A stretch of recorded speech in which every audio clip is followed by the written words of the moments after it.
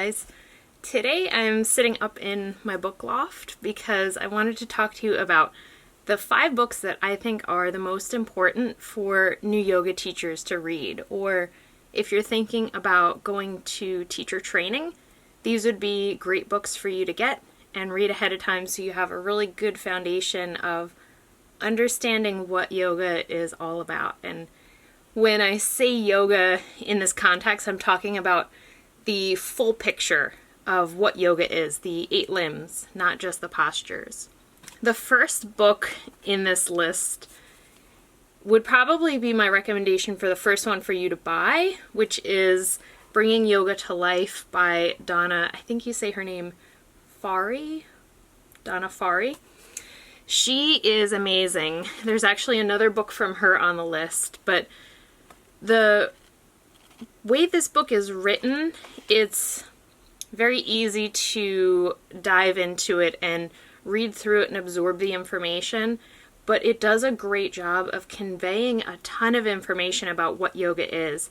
And I think a lot of teachers, myself included, the first few years that you kind of get into yoga and you start practicing, you get these little snippets of information, and it's hard for you to put that all together and get a clear picture of what the whole practice of yoga is. This book, I wish I read it years and years earlier because it would have taken away that confusion. She goes through a lot of the philosophy, but most importantly, how all of that philosophy really applies to your life.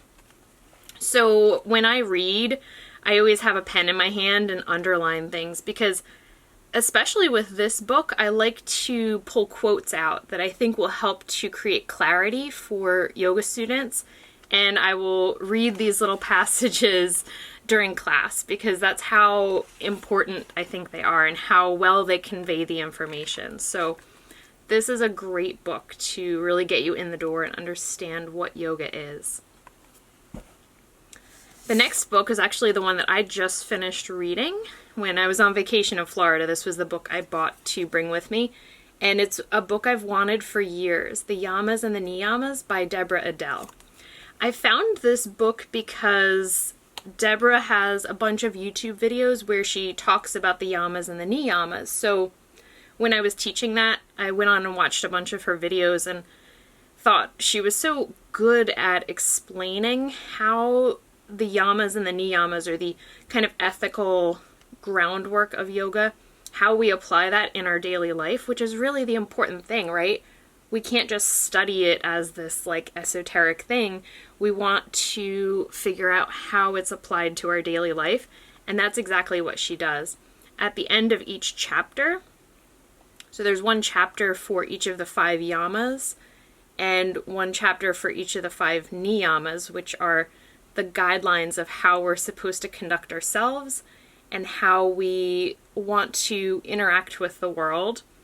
At the end of each chapter, she gives you 3 action points. So 3 different practices, or sometimes they're like journaling activities for you to really figure out, well, how can I embody that principle in my life? So that's what I love about this book. Very easy to absorb and very practical. Okay, so the next one is the second Donna Farhi book on here, which I read the previous year when I was in Puerto Rico, the breathing book. I picked this book up because I was really looking for a book on pranayama, on breathing exercises, and I thought, all right, great, I'll learn some new pranayama exercises that I can teach in class. I was completely wrong, and I'm actually really glad that I thought that this was a different kind of book. The whole idea that she is conveying in here is actually what I think of as like the groundwork before we figure out how to do pranayama and how to manipulate our breath. Donna is trying to teach us how to do a natural, free breath.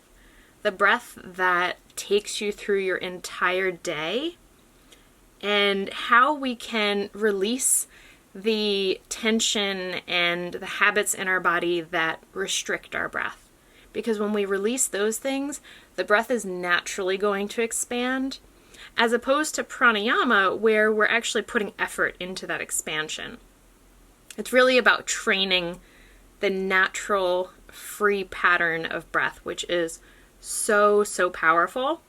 And as a yoga student, it prevents you from getting stuck in that trap of over-breathing. A lot of times people force the breath too hard, and the information in this book is going to help you to understand how to teach your students not to do that and how you can actually learn to not over-breathe. Since I had already been doing yoga for like well over 10 years when I started reading this book, I actually found it very hard not to force my breath, because I had been doing Ujjayi breath and Kapalabhati and those really forceful breathing patterns for so many years. This was like a completely different way of thinking about breathing, and I think it's so important. I've heard a couple other teachers say that that was a required reading in their teacher training, which makes me super happy to hear that. The next book is called Cool Yoga Tricks. I've had this book for a long time. I got it when I was a newer teacher, and it was so, so valuable.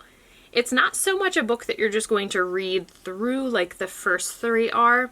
This is a little bit more of a reference resource type of book. I mean, there are some things that you can read in the book about different sections of the body, but the main idea in this book is learning how to use props effectively and learning how to change and adjust poses to fit the body of the person that you're working with.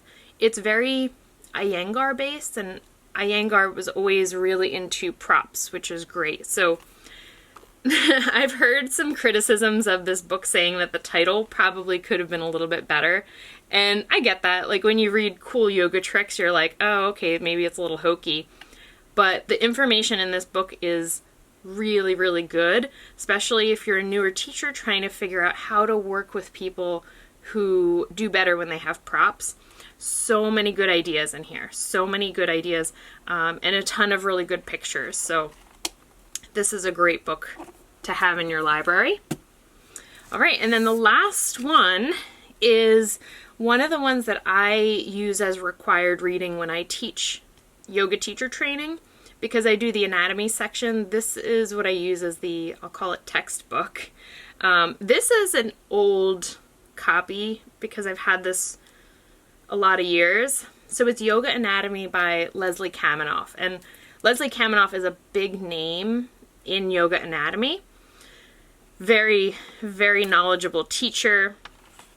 But the reading part of this book is really the first few chapters, and that is where he goes into, actually it starts with like cellular anatomy and kind of builds from there. So it gives you a lot of the foundation knowledge that you need, which I think is great for teachers to read. Like look at those pictures.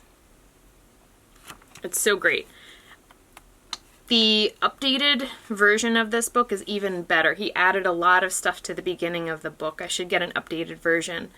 I always look at my students have the newer ones, but the way that he breaks down poses and the graphics in here are so helpful when you're studying anatomy.